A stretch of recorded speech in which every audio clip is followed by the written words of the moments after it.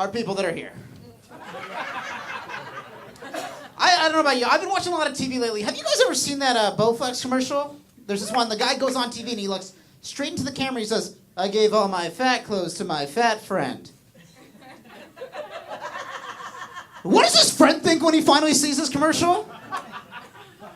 You know, like here he is. He's lost a lot of weight. You know, maybe he's gotten his life together now. And he's like, "Oh, there's Jeff on TV. Oh, sweet." What did he just say? And it's like, has anyone here lost a lot of weight? Do you know how difficult that is to maintain? Like, the only thing more messed up than going on TV and saying you gave your fat clothes to your fat friend is probably the day you're going to have to ask for them back. Because once the pants fit, you know you cannot quit. But that commercial, like, messes with me now, because now, like, I get nervous every time my friends give me gifts. Like, I just imagine them like, "I gave all my Star Wars DVDs to my pathetic friend." My friends will do the craziest things to me. Like, my friends all want to start a business with me. That's their big thing, because I look like this. You know, they're like, "Jason, you get the money, the connections, the ideas, the enthusiasm. I'll take care of the rest." It's like, there's really nothing else left at that point. Like, the only idea I've ever had for a business is I would open up a Christian-themed Asian restaurant called Jesus Walks. We'll turn your water into wine. All that stuff. It's like, I'm not really into, like, this is what I do. I perform. I'm a comedian. This is my life choice. But my friends, like, they do these kind of things to me, and they'll be like, "You know me, man, I'm a fiscal conservative." I go, "You're not a fiscal conservative, you're just cheap." You know, I'm not talking about raising the tax rate for some sort of socialist government takeover. I'm talking about splitting the meal we just ordered. I'm demanding 50-50, even though I'm eating 70-30. Fair and equal. Actually, growing up, my life goal originally, I wanted to be a professional basketball player. I want to play in the NBA.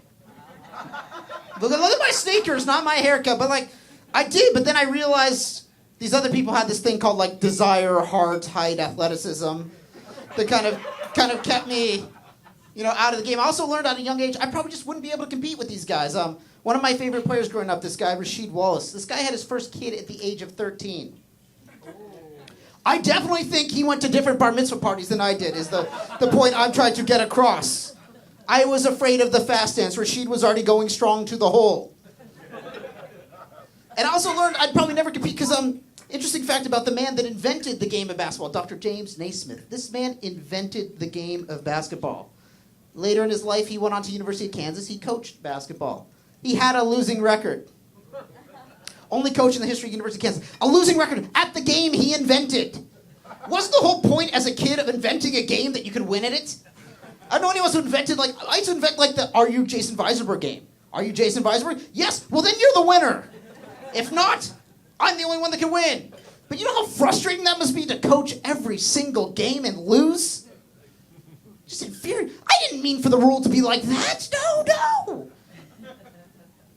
Dr. James. But yeah, that kind of shot me on my basketball hopes. So instead, I just, I do this. But I recently got engaged, which is a pretty big grown man move I did in my life. Yeah, I did it at a Little Mermaid sing-along, though, so that takes it back down to some pretty boyhood status. But I did it, and it's crazy because I'm a Jewish man, and I got engaged. It's a Jewish woman.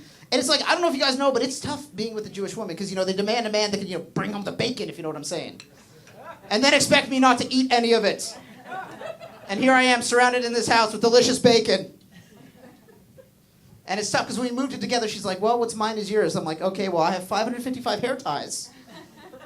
And now you got 110 pairs of basketball sneakers."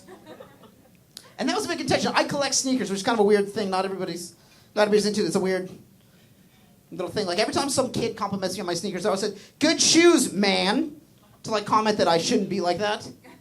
Just kind of just a messed up derogatory thing. But does anyone here work in customer service at all? Let's throw it off. 80% of people work in customer service of some kind, okay? 100% of people hate other people. These are stats that don't always add up for a pleasurable. My favorite thing, I've worked in customer service for a long time in my life. My favorite thing that people say is you're like, "Oh, would you like a bag today?" They're like, "No, it's okay, I'll save the tree." I have to tell you, the tree's already dead.